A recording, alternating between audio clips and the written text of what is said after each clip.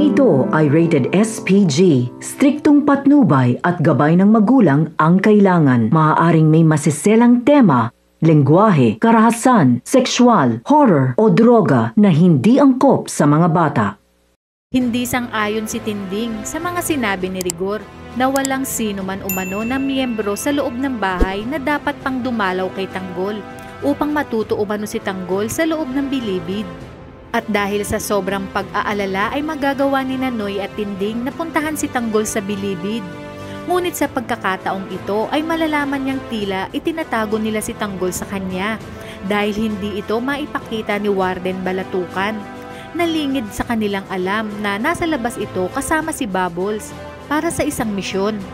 Agad na itatanong ni Nanoy at Tinding sa mga kaibigan ni Tanggol kung nasaan ang kanyang apo. At dahil mahigpit na ipinagbili ni Espinas kay Tanggol at sa mga batang Quiapo na walang dapat makaalam na nakakalabas-pasok si Tanggol ay walang maisagot ang mga ito, na siyang mas lalong ipinag-alala ni Tinding at Noy dahil baka may masama nang nangyari kay Tanggol at ayaw lang ipaalam sa kanila. Hindi naman aalis si Tinding at magpupumilit na gusto niyang makausap ang Chief Director ng bilibid. Agad na pupuntahan ni Balatukan si Chief Dolores upang sabihin na ayaw umalis ng lola ni Tanggol at nagpupumilit na makausap ito. Kung kaya't sinabi ni Dolores na tawagan agad ni Balatukan sina Tanggol at Bubbles upang makabalik.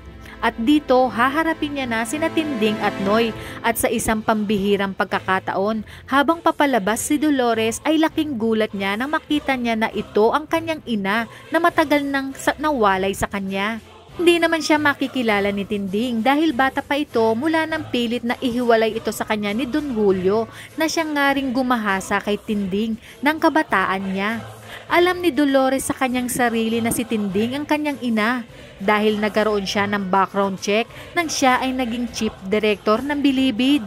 Kung kaya't dito niya napagtanto na pamangkin niya pala si Tanggol.